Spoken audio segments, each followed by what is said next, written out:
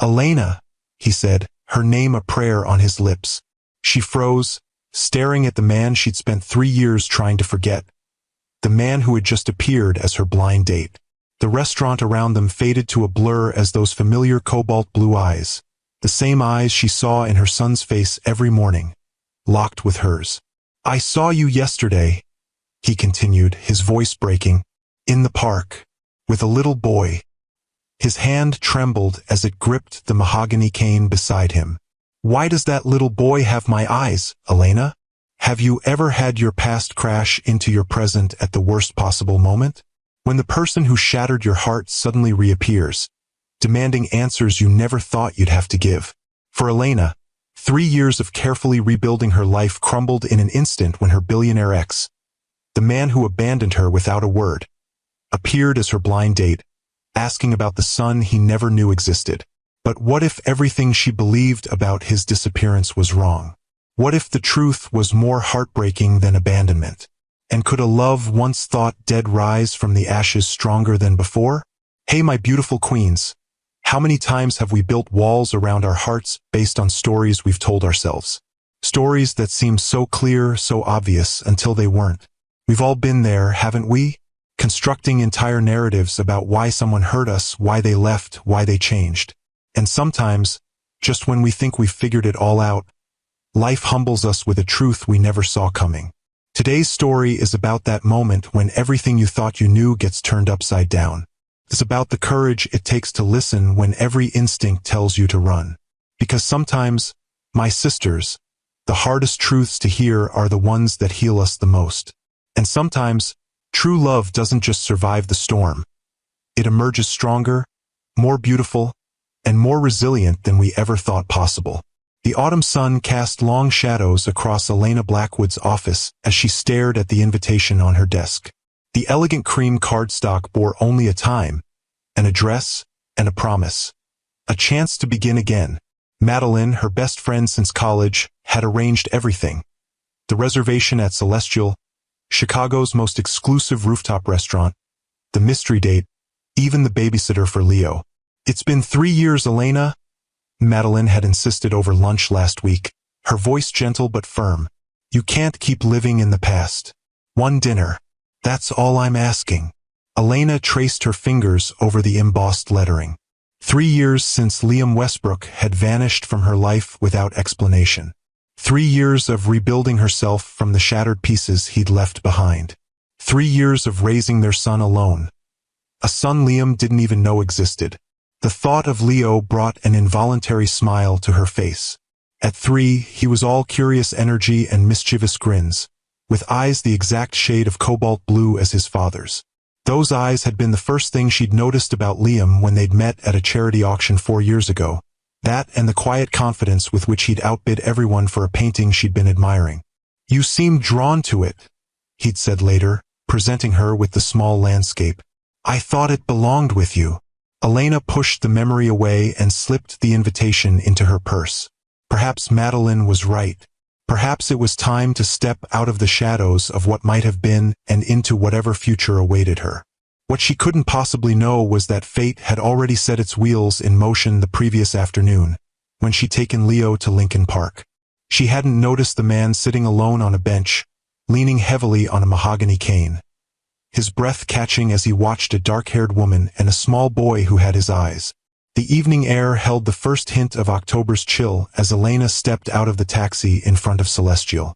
The restaurant occupied the top floor of the Archer building, its glass walls and retractable roof offering panoramic views of Chicago's glittering skyline. She smoothed the silk of her midnight blue dress, a color she'd once been told brought out the amber flecks in her brown eyes, and took a steadying breath. "Just dinner," she reminded herself. "Nothing more." The maitre d' greeted her with practiced warmth. "Ms. Blackwood, your party is already seated.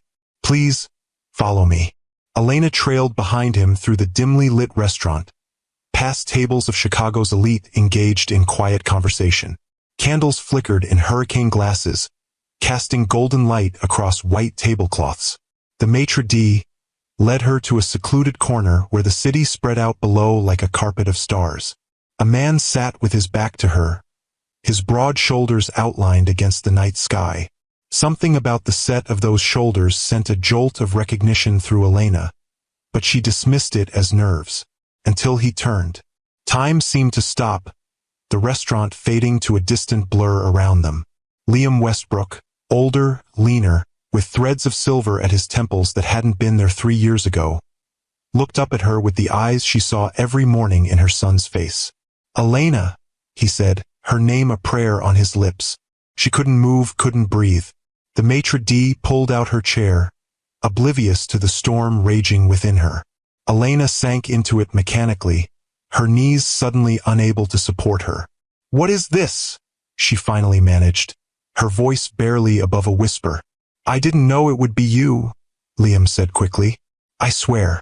My assistant arranged it, a blind date. I never imagined." He trailed off, his eyes never leaving her face, drinking her in as if she might disappear. "You look beautiful." Elena's shock gave way to a slow-building fury. 3 years of silence, of wondering, of crying herself to sleep, and he sat there telling her she looked beautiful? "I'm leaving," she said, reaching for her purse. "Elena, please." Liam's voice cracked with emotion.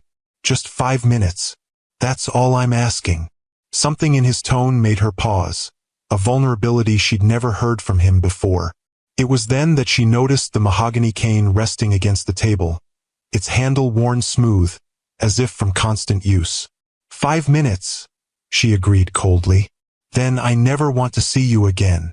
Relief washed over his face, followed quickly by a shadow of pain. "Thank you." He shifted in his seat, a slight grimace betraying discomfort. "I saw you yesterday in Lincoln Park." Elena's heart stuttered. "What? You were by the duck pond, with a little boy."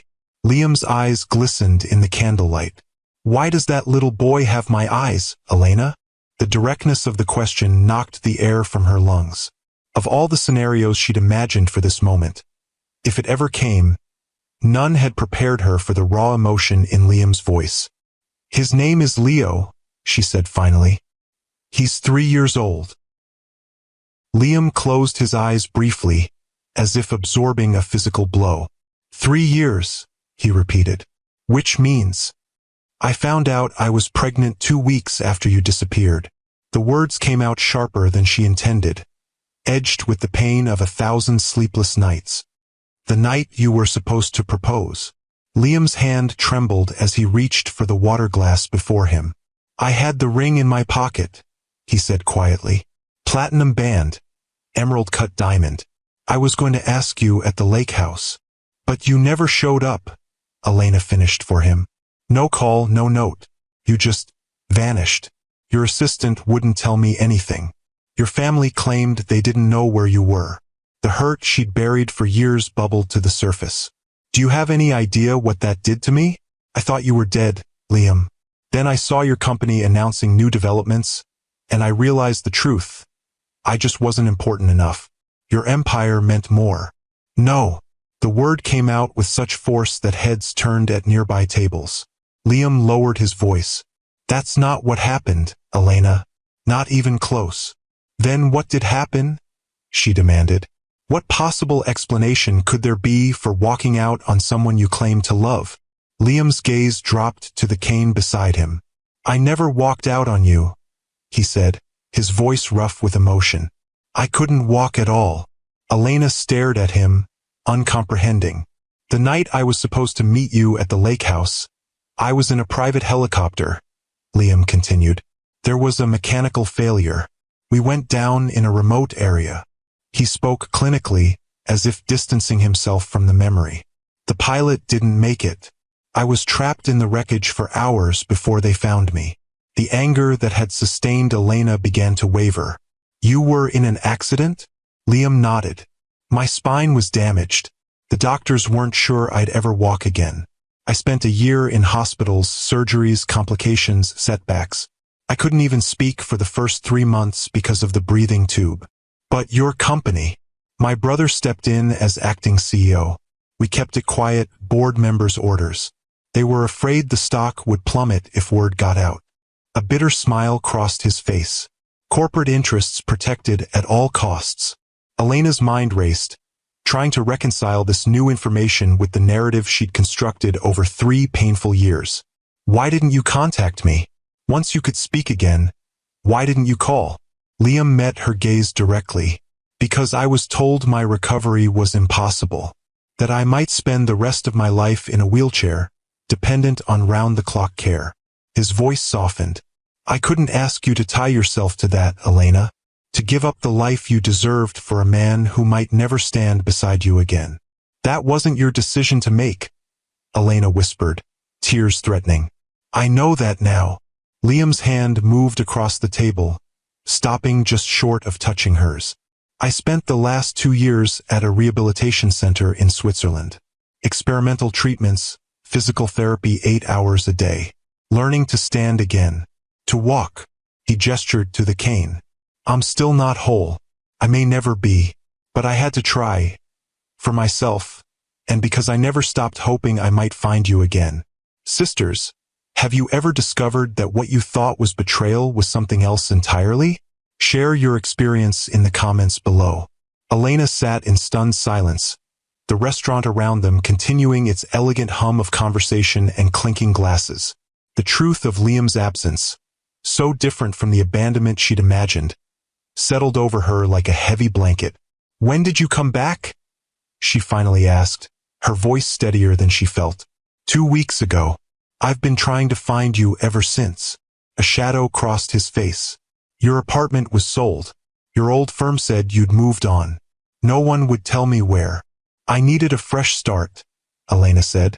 After. She couldn't finish the sentence. After I broke your heart. Liam completed it for her. I'm so sorry, Elena. More than you can ever know. The waiter approached their table, but Liam waved him away with a subtle gesture. You have a son, he said, wonder and grief mingling in his voice. Our son, Leo. Elena nodded, reaching for her phone. She scrolled to a recent photo and passed it to Liam. Leo grinned from the screen, his dark hair tousled, blue eyes crinkled with laughter as he clutched his favorite stuffed dinosaur. Liam stared at the image, his composure finally breaking. A tear slid down his cheek. He's perfect, he whispered. He looks like my father. He has your stubbornness too, Elena said, a reluctant smile tugging at her lips. And your focus. When he sets his mind to something, there's no distracting him. I've missed everything, Liam said, his voice hollow. His birth, his first steps, his first words. He said book first, Elena offered softly. Then mama. He loves stories. Can't get enough of them. Liam handed the phone back, their fingers brushing. The contact, brief as it was, sent a current through Elena that she'd thought long extinguished. I understand if you hate me, Liam said. If you never want me in your life, in his life again. But please know that not a day went by that I didn't think of you. That I didn't regret my silence. Elena studied the man across from her. The Liam she'd known had been invincible, a force of nature in boardrooms and ballrooms alike. This Liam carried visible wounds, a vulnerability that transformed his once perfect features into something more human, more real. I don't hate you, she said finally. I tried to, for a long time, but I couldn't erase you completely. Not when I saw your eyes looking back at me every morning.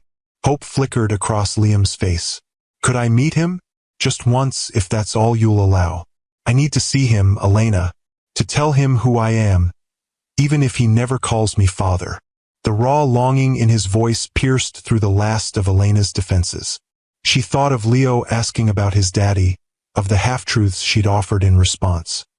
He's away on a long trip, she'd say. Somewhere far away. He asks about you, she admitted. I never told him you were gone for good. I couldn't bear to. Liam's breath caught. What did you tell him? That his daddy had to go away, but that he loved him very much. Elena's voice wavered. I didn't want him to grow up feeling unwanted, even if I believed you'd chosen to leave. Thank you for that kindness, Liam said, especially when you had every reason to think the worst of me. The city lights blurred through Elena's tears.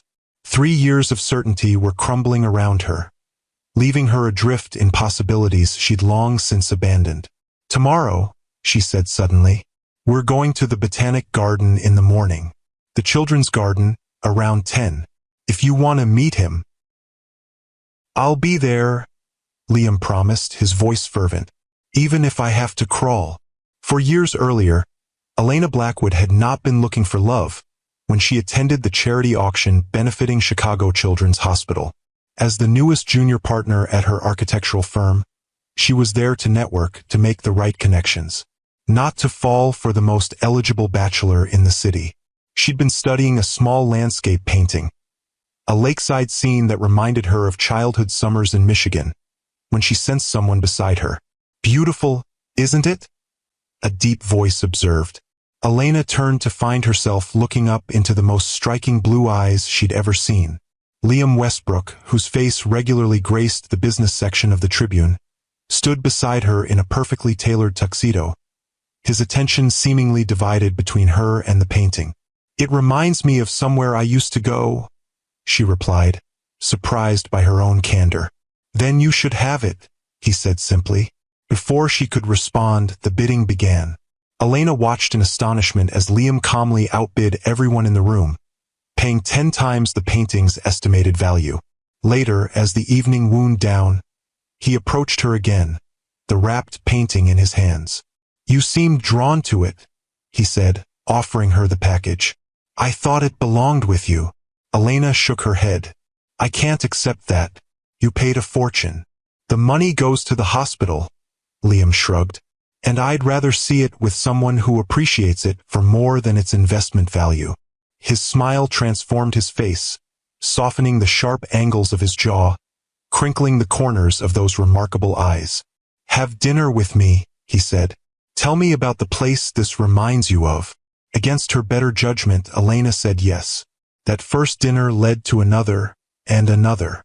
Liam Westbrook, it turned out, was not the cold corporate titan the media portrayed. With Elena, he was thoughtful, attentive, surprisingly funny. He listened when she spoke about her dreams of designing spaces that brought people together, that honored both function and beauty. "You see the world differently," he told her one night as they walked along the lakeshore. "Most people in my world only see opportunities, properties to develop, deals to close. You see possibilities, how to make lives better, spaces more meaningful." "Isn't that what you do too?" Elena asked. "Your affordable housing initiative is changing neighborhoods across the city." Liam looked surprised.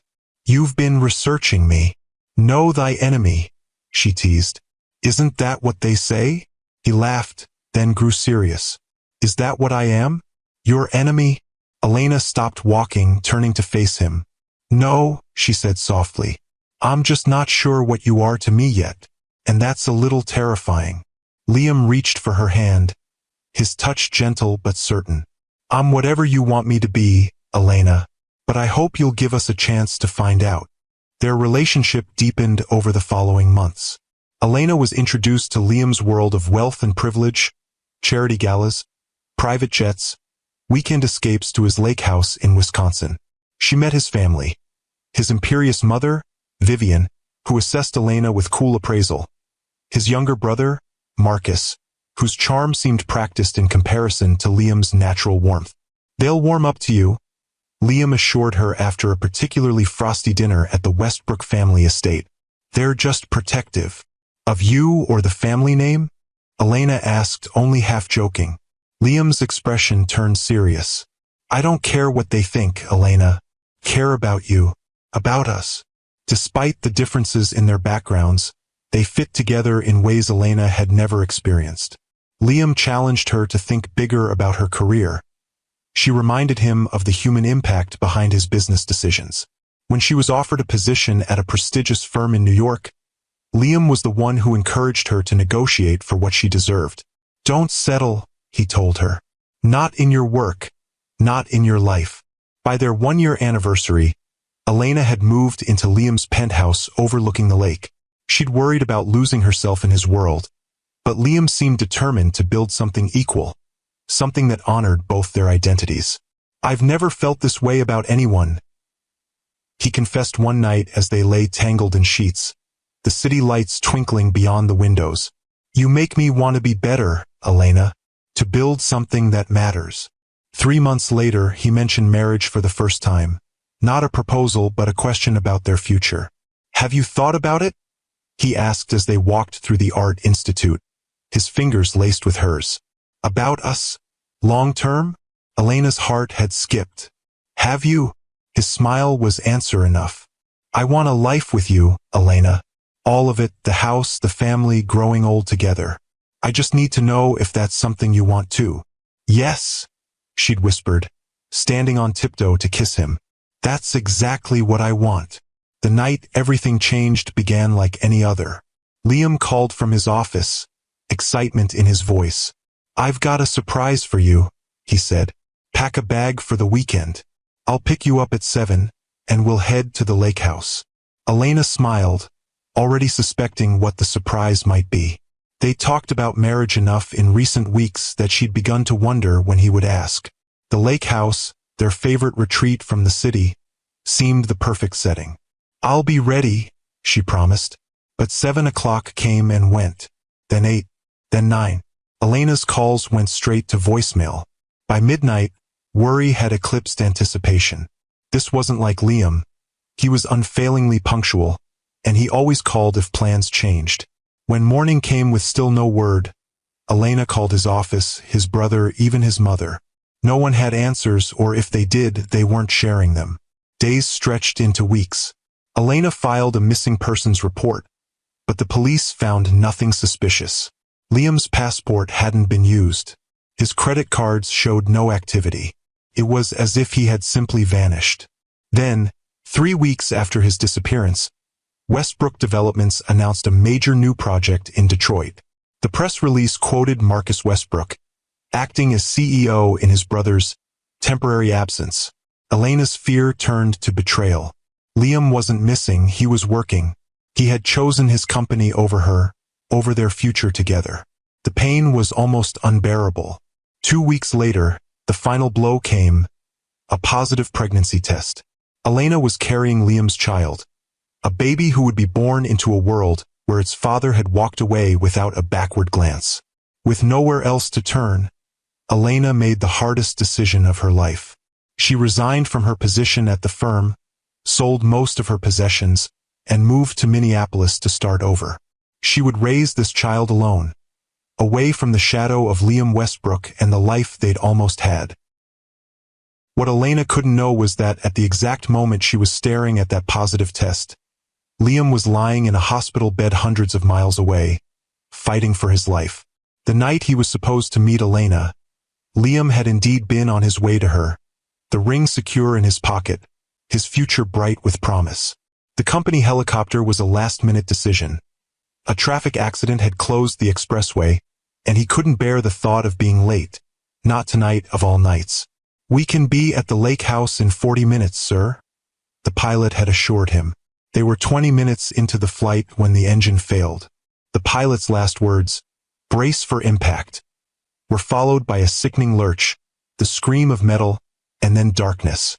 Liam woke 3 days later in a rural hospital, his body broken, his voice silenced by a breathing tube.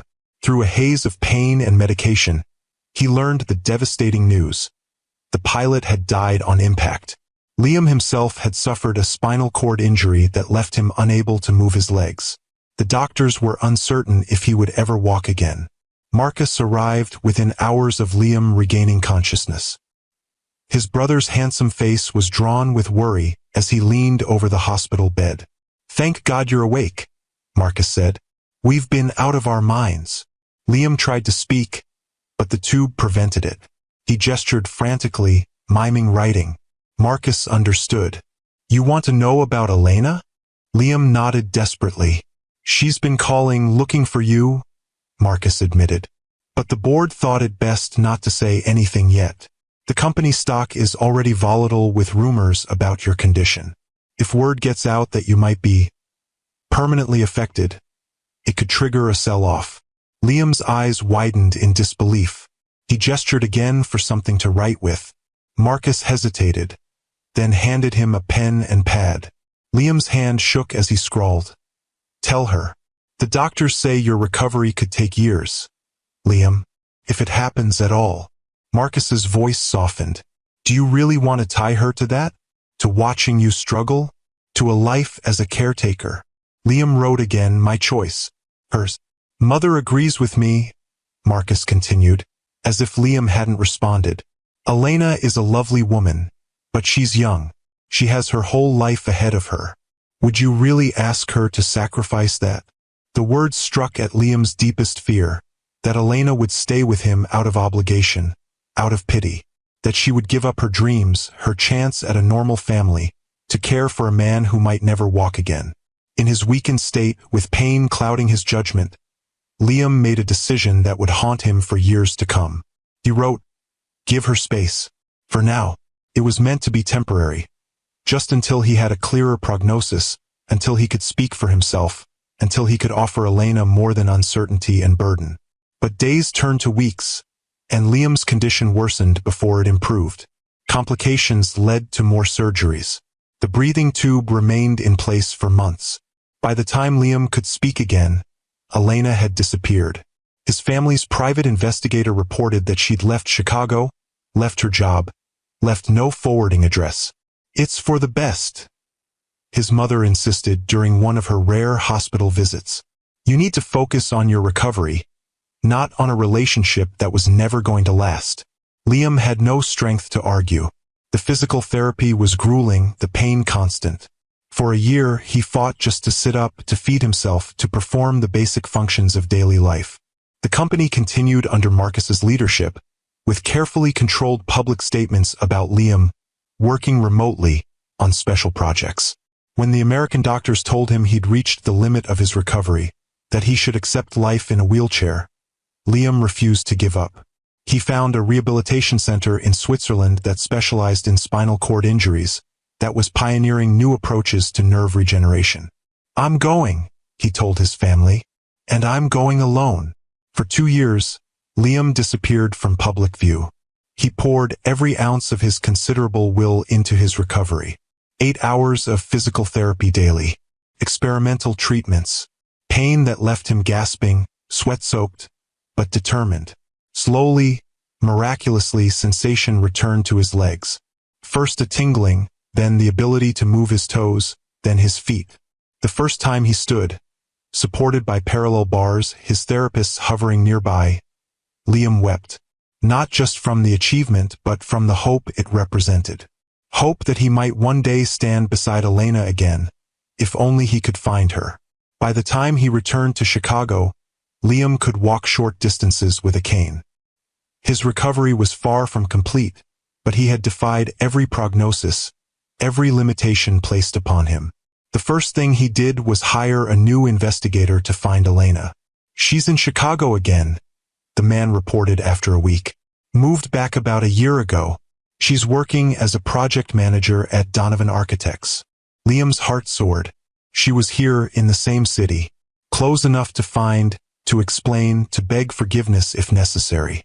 What the investigator didn't tell him, couldn't know, was that Elena wasn't alone. That the little boy with her in the park, the child with Liam's eyes, was the piece of the puzzle Liam never knew existed. Until now. Sleep eluded Elena that night. She checked on Leo repeatedly, watching his peaceful slumber, trying to imagine tomorrow's meeting. Would he see the resemblance immediately, this little boy with an old soul's perception? Would Liam's heart break all over again when confronted with the living embodiment of all he'd missed? By morning, dark circles shadowed her eyes, but a strange calm had settled over her. Whatever happened next, the truth was finally in the open. No more secrets, no more half-told stories. Leo was particularly exuberant as they prepared to leave, chattering about the fish in the garden's ponds and the secret paths he loved to explore. Can we get ice cream after, Mama? He asked as she buckled him into his car seat. We'll see, Elena replied, the familiar maternal hedge.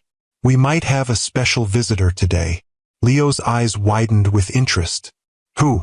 Auntie Maddie? No, sweetheart. Someone else. Elena hesitated. Someone who's been away for a very long time. The botanic garden was quiet on a Tuesday morning, just a few elderly couples and mothers with strollers wandering the paths. Elena led Leo to the children's garden, her heart pounding as she scanned the area for Liam. He was there, seated on a bench near the entrance, the mahogany cane resting across his knees. He wore casual clothes, jeans and a simple blue sweater that matched his eyes, so different from the impeccable suits she remembered. He looked up as they approached, his face a study in controlled emotion. "Leo," Elena said gently, kneeling beside her son, "there's someone I'd like you to meet." Leo regarded the stranger with curious eyes, suddenly shy as he pressed against his mother's side. Liam set his cane aside and carefully lowered himself to one knee on the path, bringing himself to Leo's level despite the obvious discomfort the position caused him. "Hello, Leo," he said, his voice steady despite the emotion Elena could see him fighting to contain. "My name is Liam." Leo studied him solemnly. "You have a stick," he observed, pointing to the cane. A smile touched Liam's lips. "I do. It helps me walk because my legs don't work as well as they used to." "Did you get an OE?" "A very big OE," Liam confirmed. "But I'm getting better." Leo nodded, accepting this with a child's straightforward logic. Then, with the directness only a 3-year-old could manage, he asked, "Are you my daddy? The one who went far away?" Elena's breath caught. Liam's eyes flew to hers, questioning. She gave a small nod. "Yes," Liam said, his voice thick with emotion. "I am your daddy, and I've been trying very hard to come back to you and your mama." Leo considered this, his small brow furrowed in concentration. Then he reached into his pocket and pulled out a slightly battered toy car, his constant companion. "This is Lightning," he announced, holding it out to Liam. "He's very fast. You can hold him if you want." Liam accepted the toy with trembling hands, as if he'd been offered the crown jewels. "Thank you," he said. "I'll be very careful with him." Leo beamed, then turned to Elena. "Mama, can Daddy come see the fish with us? I want to show him the orange ones." Elena looked at Liam, still kneeling on the path, holding their son's toy as if it were the most precious thing he'd ever touched. The man who had once commanded boardrooms and built skyscrapers, humbled by a child's simple acceptance. "Yes," she said softly. "Daddy can come with us. My queens, tag someone who showed incredible strength when life threw them an unexpected challenge. And if you're finding strength in this journey, hit that subscribe button to join our storytelling family." Liam rose slowly, leaning heavily on his cane. Leo watched with interest, then slipped his small hand into Liam's free one. "I can help you walk," he offered. "Mama says I'm very strong." "She's right," Liam said, his voice breaking. "You are very strong, just like your mother." They moved slowly through the garden, Leo chattering about fish and frogs and his favorite books, Liam drinking in every word as if committing them to memory. Elena walked beside them, watching the identical profiles. One small and eager, one weathered by pain but alight with wonder. At the koi pond, Leo pressed his face against the railing, pointing out his favorite fish. Liam stood behind him, one hand steadying himself on the rail, the other protectively near Leo's back. "He's amazing, Elena," Liam said quietly. "You've done an incredible job with him." "He makes it easy," she replied. "He has a good heart, like his mother." Liam's gaze held hers. "I know I have no right to ask for anything more than this moment, but I've lost 3 years of his life, of your lives. I want to be part of whatever comes next, if you'll allow it." Before Elena could respond, Leo tugged at Liam's hand. "Can you come to my house? I want to show you my dinosaurs. I have 17. Liam looked to Elena, the question clear in his eyes. "Maybe another day, Leo," she said gently. "Liam, Daddy, probably has other things to do today." "I don't," Liam said quickly. "Nothing more important than this." The simple sincerity in his voice weakened Elena's resolve. "All right," she conceded. "You can come over for lunch. But Leo, remember that Daddy might get tired more easily because of his OE. He might need to rest." "I can show him my books," Leo decided. "That's sitting down." Liam's smile was radiant. I'd love to see your books. The drive back to Elena's townhouse was surreal. Liam following in his car, Leo chattering excitedly from his car seat. Elena's mind raced with questions, with doubts, with the strange sense that her carefully constructed life was shifting beneath her feet. At home, Leo immediately took charge, pulling Liam from room to room on a grand tour, proudly showing off his toys, his books, the height chart on the wall where Elena marked his growth. "And this is where I sleep," he announced, leading Liam into his bedroom with its dinosaur-themed bedding and star-patterned ceiling. "Mama painted the stars. They glow in the dark. It's wonderful," Liam said, taking in every detail of his son's life with hungry eyes. Elena watched from the doorway, her heart constricting at the sight of them together. Liam sitting on the edge of Leo's bed, examining each treasured toy with appropriate reverence. Leo explaining their names and special powers with solemn importance. This was what should have been. What could have been if fate hadn't intervened. When Leo finally ran out of things to show, Elena suggested lunch. "Why don't you wash your hands, sweetheart? I'll make sandwiches." In the kitchen, Liam insisted on helping despite his limited mobility. "I'm not completely useless," he said with a self-deprecating smile. "I can still slice tomatoes." They worked side by side, the domestic simplicity of the task at odds with the complexity of their situation. "I can see you're still getting used to it," Elena observed, watching him adjust his stance to maintain balance while cutting. "The cane. It's better than it was," Liam replied. 6 months ago I needed 2. A year before that, a wheelchair." He glanced toward the living room where Leo was arranging his dinosaurs in a complex formation on the coffee table. "The doctors say I might eventually graduate to just a walking stick for longer distances." "Small victories." Elena handed him a plate. "It's not small, Liam. It's remarkable."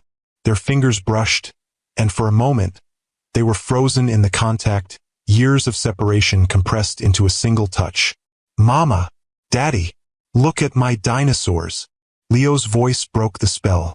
Lunch was a surprisingly easy affair, with Leo dominating the conversation, asking Liam dozens of questions about where he'd been, why he needed a cane, if he liked dinosaurs too. "Did you know T-Rex has the strongest bite ever?" Leo asked between bites of his sandwich. "I didn't," Liam replied seriously. "That's very impressive. Stronger than crocodiles even," Leo nodded sagely. "When I grow up, I'm going to find dinosaur bones." "A paleontologist," Liam smiled. "That's an excellent career choice." Elena watched their interaction, marveling at Liam's natural ease with their son. There was no awkwardness, no hesitation. Just a father getting to know his child, making up for lost time with every attentive question, every shared smile. After lunch, Leo's energy finally began to wane. "I think someone needs a nap," Elena said, noting his drooping eyelids. "No nap," Leo protested, even as he yawned widely. "I want to stay with Daddy."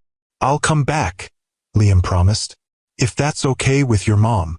Leo looked to Elena, his expression pleading. "Can Daddy come back tomorrow? Please." Elena hesitated, caught between her son's obvious joy and her own lingering uncertainty. "We'll see, sweetheart. Daddy might be busy." "I'm not," Liam said quietly. "Not for him. Not for you." Once Leo was settled for his nap, Elena and Liam sat in the living room, the weight of everything still unsaid hanging between them. "He's incredible," Liam said, breaking the silence. "So bright, so open-hearted." "He gets that from you," Elena admitted. "That curiosity, that focus. Sometimes it's like looking at a miniature version of you." Liam's eyes glistened. "I've missed so much, Elena." His first smile, his first steps, his first words. "I'll never get those moments back." "No," she agreed softly. "But there are so many firsts still to come." His first day of school, his first lost tooth, his first bike ride. Hope bloomed in Liam's expression. "Are you saying?" "I'm saying he deserves to know his father," Elena said carefully. "And you deserve to know your son." "And us?" Liam asked, his voice barely above a whisper. Is there any chance for us, Elena? Or have I lost that forever? Elena looked at the man before her, changed by suffering, humbled by circumstance, yet still essentially Liam. The man she'd never stopped loving, even when she thought he'd abandoned her. I don't know, she answered honestly. 3 years is a long time, Liam. We're different people now. I'm a mother. You're still in love with you, he finished simply. That hasn't changed. Not through the accident, not through rehabilitation, not through believing I might never see you again. If anything, it's stronger now. Elena felt tears threatening. I need time to process all of this, to figure out what it means for Leo, for me. I understand, Liam said. I'll wait, Elena, however long it takes. I've gotten good at waiting. As he prepared to leave, leaning more heavily on his cane than he had earlier, a sign of fatigue he couldn't quite hide, Liam paused at the door. There's something else you should know, he said. I'm not running Westbrook Developments anymore.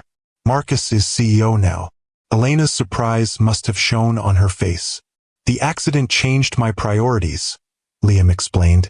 I'm still on the board, but I've started a foundation instead, funding research for spinal cord injuries, making buildings more accessible, using what happened to me to help others. That sounds like the Liam I knew, Elena said softly. The one who wanted to build something that matters. His smile was tinged with sadness.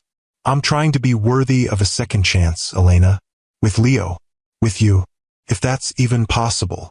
After he left, Elena stood at the window, watching him make his slow, careful way to his car.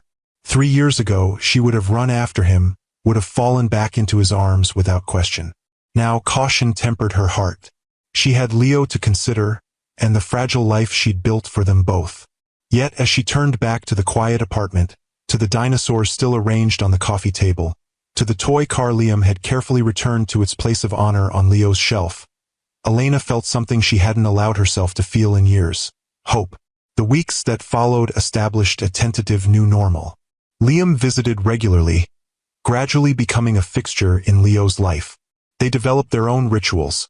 Saturday mornings at the museum, Sunday afternoons with books spread across Elena's living room floor. Leo blossomed under his father's attention, his natural confidence growing as he basked in the love of both parents.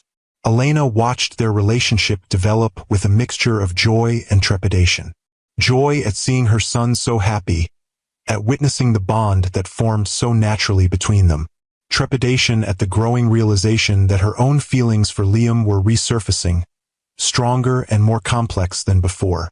He's different, Madeline observed over coffee one morning, after Leo had proudly introduced his father to his Auntie Maddie the previous weekend. Softer somehow. Less invincible, Elena suggested. Exactly.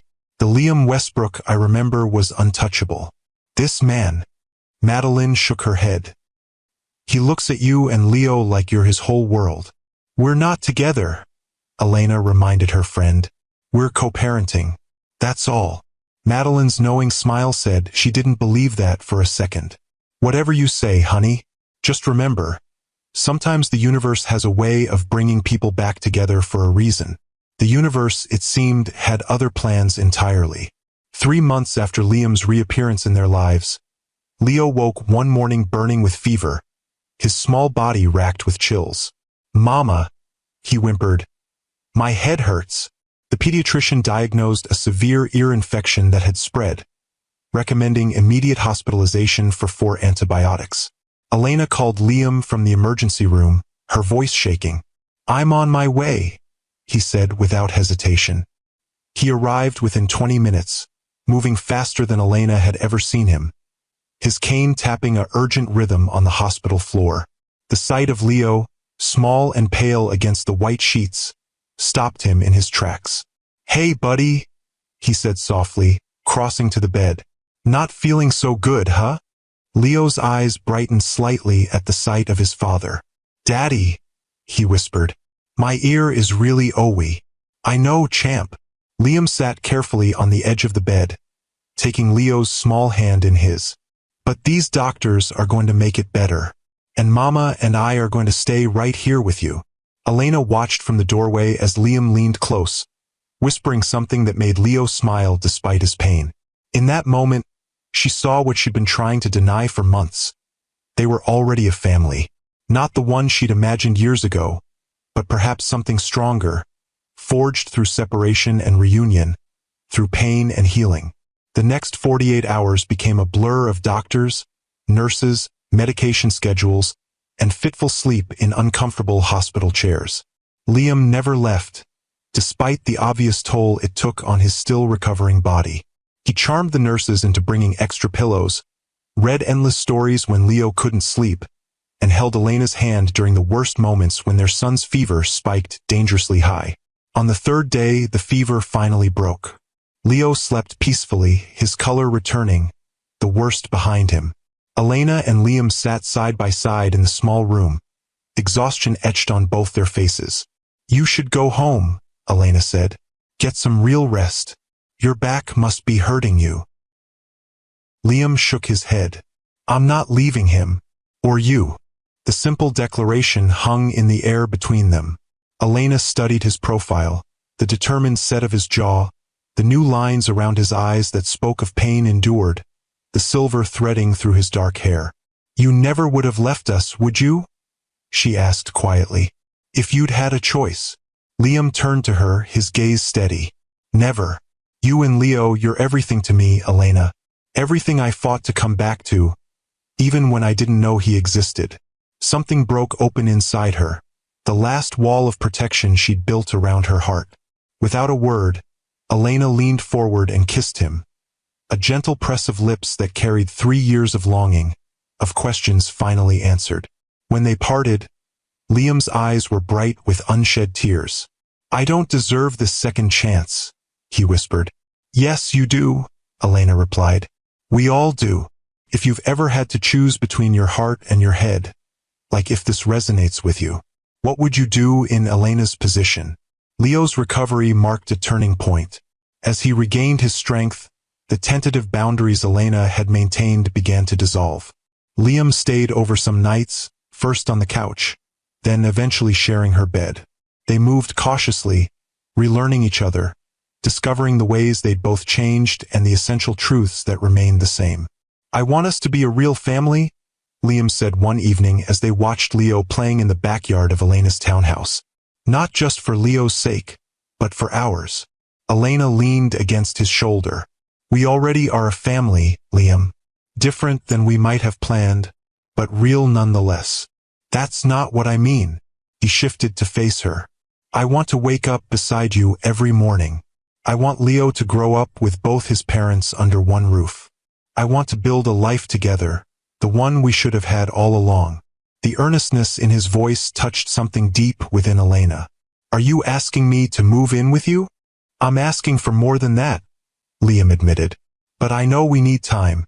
I know trust doesn't rebuild overnight." Elena considered his words.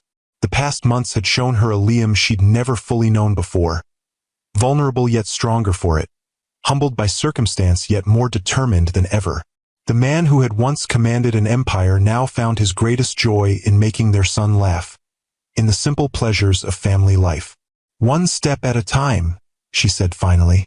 "But yes, I want that too." The next challenge came unexpectedly, in the form of a formal dinner invitation from Vivian Westbrook. Liam's mother had been notably absent since his return to Elena's life, maintaining a distance that spoke volumes about her feelings regarding the reunion. "We don't have to go," Liam said when the engraved card arrived. "Mother can wait until she's ready to accept you and Leo properly." But Elena shook her head. "No more hiding, Liam. No more secrets. If we're going to be a family, we need to face everything together, including your mother." The Westbrook family estate sprawled across several acres in the city's most exclusive suburb, its manicured gardens and imposing facade a testament to old money and careful preservation. Elena had visited only a handful of times during their previous relationship, always feeling slightly out of place among the antiques and ancestral portraits. Now, with Leo's hand in hers and Liam at her side, she approached the front door with newfound confidence. This wasn't just about her anymore. It was about their son's place in the world, about the family they were building together. Vivian Westbrook greeted them in the formal drawing room, her elegant appearance unchanged by the passing years. Marcus stood beside her, his smile not quite reaching his eyes as he embraced his brother. "Elena," Vivian acknowledged with a cool nod. "And this must be Leo." Leo, suddenly shy, pressed against Elena's leg. "Hello," he managed in a small voice.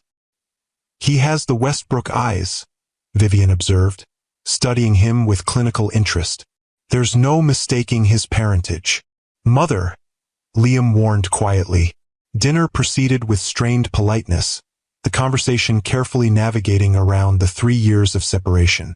Leo, sensing the tension, remained unusually quiet, answering questions about school and his interests with uncharacteristic brevity. It was during dessert that Marcus finally broached the subject they'd all been avoiding. "The board is asking questions, Liam, about your plans, about the future of the company." "My plans haven't changed," Liam replied evenly. "You're doing an excellent job as CEO. I'm happy with my foundation work. But surely now that you're recovered," Vivian interjected, her gaze flicking to the cane resting against Liam's chair, "you'll want to resume your rightful position." "My recovery is ongoing, Mother, and my priorities have shifted." Liam's hand found Elena's under the table. "My family comes first now." "Family?" Vivian repeated, the word laden with unspoken judgment. "Yes, well, speaking of family, there are certain arrangements that should be discussed. For the boy's future." "Leo," Elena corrected firmly. "His name is Leo." "Of course," Vivian conceded with a thin smile. "For Leo's future. The Westbrook name carries certain responsibilities, certain expectations." Liam's posture stiffened. "Leo will grow up knowing who he is and where he comes from. But Elena and I will decide what's best for him. Not the board, not the family legacy."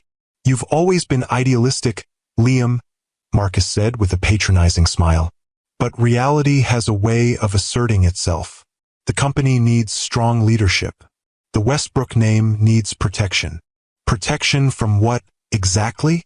Elena asked, her patience wearing thin. Marcus's gaze shifted to her. "From complications. From distractions. Like me," Elena challenged. "Or like the truth about why Liam disappeared for 3 years." A heavy silence fell over the table. Leo looked up from his dessert, sensing the shift in atmosphere. "Mama," he whispered, "can we go home now?" "Soon, sweetheart," Elena assured him, then turned back to the Westbrooks. "You kept us apart. You let me believe Liam had abandoned me, abandoned our child. And now you sit here talking about family legacy." "We did what was necessary," Vivian said coldly. Liam was in no condition to make decisions. The company was at risk. "The family name," Liam interrupted, his voice quiet but firm. "My family is sitting right here, Mother. Elena and Leo. They are my priority, my legacy, my future. If you can't accept that, then we have nothing more to discuss." He stood carefully, leaning on his cane. "Elena, Leo, I think it's time we went home." As they drove away from the estate, Leo already dozing in his car seat, Elena reached for Liam's hand. "Are you okay?" Liam's expression was thoughtful. "You know, for years I tried to live up to the Westbrook name, to be worthy of the legacy. It took losing everything to realize what actually matters." He squeezed her fingers. "I won't let them come between us again, Elena. Not ever." "They won't," she promised. "We're stronger now. All of us." The confrontation with the Westbrooks marked a final turning point. With the past fully exposed, with all secrets laid bare, Elena and Liam could finally look toward the future without shadows hanging over them. Spring arrived, bringing with it Leo's 4th birthday. They celebrated at the Botanic Garden, the place where their family had truly begun to heal, with a small gathering of friends. Madeline was there, taking far too many photos and spoiling Leo shamelessly. Even Marcus came without Vivian, bringing an extravagant gift and an awkward but seemingly genuine attempt at reconciliation. As the party wound down, Liam asked Elena to walk with him to the Japanese garden, leaving Leo happily occupied with Madeline and his new toys. "I have something to show you," he said, leading her along the winding path to a secluded corner where cherry trees bloomed in delicate pink profusion. Elena gasped softly. In the center of the small clearing stood the painting, the lakeside scene from the charity auction where they'd first met, now mounted on an elegant easel. "You kept it?" she whispered, moving closer to the familiar landscape that had started everything. "It was the one thing I insisted on having in my hospital room," Liam said, coming to stand beside her. "When I couldn't speak, couldn't move, it reminded me of you, of what I was fighting to return to." He reached into his pocket and withdrew a small velvet box. Not new, she realized, but worn at the edges, as if it had been carried for a very long time. "I've been carrying this for 4 years, Liam said, his voice steady despite the emotion in his eyes. "I had it with me the night of the accident. The paramedics found it in my pocket when they cut away my clothes." He opened the box to reveal a platinum band with an emerald-cut diamond, exactly as he described that night at the restaurant. "I was going to ask you at the lake house. I had it all planned. Dinner on the dock, the sunset over the water." Liam carefully lowered himself to one knee, balancing with his cane. "Life didn't go according to plan, Elena, but maybe that's the point. What we have now, it's been tested by fire, by time, by pain. And it's still here, stronger than before." He held the ring up to her, the diamond catching the dappled sunlight filtering through the cherry blossoms. "Elena Blackwood, will you marry me? Will you build a life with me? Not the one we might have had, but something new, something even more beautiful because we know exactly how precious it is." Tears blurred Elena's vision as she looked down at this man, once so powerful, now humbled but somehow stronger. Once perfect in her eyes, now beautifully, humanly flawed. "Yes," she said, her voice breaking on the word. "Yes, Liam, I will." As he slipped the ring onto her finger, a perfect fit, as if time had been waiting for this moment. Leo's voice called out from the path. "Mama! Daddy!" He ran toward them, stopping short when he saw Liam kneeling. "Why are you on the ground, Daddy? Did you fall?" Liam laughed, holding out his arm to their son. "No, buddy. I was asking Mama a very important question." Leo approached curiously. "What question?" "I asked her to marry me," Liam explained. "To be my wife." Leo's brow furrowed in concentration. "But she's already your family. And I'm your family too." "That's right," Elena said, kneeling beside Liam so they were both at Leo's level. "But getting married is a special promise. It means we'll all live together, always." Leo's face brightened. "In the same house? Every day?" "Every day," Liam confirmed. "What do you think about that?" Leo considered this momentous question with all the seriousness a 4-year-old could muster. Then he nodded decisively. "I think yes. And can I have a dog?" Elena and Liam exchanged glances, laughter bubbling up between them. The pure, unrestrained joy of a family finding its way home. "We'll talk about the dog," Elena promised, pulling Leo into their embrace. They were married 3 months later in the garden of the lake house, the place where their story should have begun, now transformed into the setting for their new beginning. The ceremony was small, intimate, with only their closest friends in attendance. Madeline stood as Elena's maid of honor, while Marcus, making tentative steps toward redemption, served as Liam's best man. Leo, resplendent in a miniature suit that matched his father's, carried the rings on a small pillow, his face a study in concentration as he navigated the grassy aisle. Vivian Westbrook did not attend. Her absence was a wound still healing, a relationship that would take more time to mend, if it ever could. But her shadow no longer darkened their joy. As they exchanged vows beneath an arbor of white roses, Elena looked into Liam's eyes and saw their entire journey reflected there. The love they'd found, lost, and reclaimed. The pain that had shaped them. The joy that had sustained them. "I promise to walk beside you," Liam vowed, his voice carrying across the still lake water, "through whatever life brings us, to cherish every moment, knowing how precious and fragile time can be. To love you and Leo with everything I am, everything I have, for all the days of my life." Elena's voice trembled as she responded, I promise to trust in our love, even when the path ahead seems uncertain. To remember that the strongest bonds are those that have been tested. To build our future together, day by day, moment by moment, with patience and faith and endless love. As they sealed their vows with a kiss, Leo tugged at Liam's jacket. Are we a forever family now? He whispered loudly enough for everyone to hear. Liam lifted his son into his arms, his strength having returned enough for this moment he dreamed of through countless hours of rehabilitation. Yes, buddy, he said, including Elena in their embrace. We're a forever family now. The reception that followed was filled with laughter, with dancing, Liam moving carefully but joyfully with his new wife, then with Leo standing on his shoes, with toasts to second chances and unexpected blessings. As the evening drew to a close, Elena found herself standing at the edge of the dock, looking out over the lake that had featured in the painting that brought them together. Liam joined her, his cane tapping softly on the wooden planks. Happy? He asked, slipping his arm around her waist. More than I ever thought possible, she admitted, leaning into his embrace. If someone had told me a year ago that we'd be here, like this. Life has a way of surprising us, Liam said, sometimes painfully, sometimes beautifully. They stood in comfortable silence, watching the moon's reflection ripple across the water. Behind them, the sounds of the party continued. Leo's laughter as Madeline chased him across the lawn, music drifting from the speakers, the murmur of conversations and clinking glasses. I used to think happiness was about having everything under control, Elena said thoughtfully, about knowing exactly where my life was headed. And now? Liam asked. She turned in his arms, looking up at the face she'd once thought lost to her forever. Now I know it's about embracing the unexpected, about finding strength in the broken places, about loving deeply enough to risk everything. Liam's kiss was tender, a promise of all the days to come. I love you, Elena Westbrook.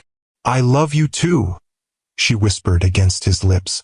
Always have, always will. As they walked back toward the celebration, toward their son, toward their future, Elena felt a sense of completion she'd never known before.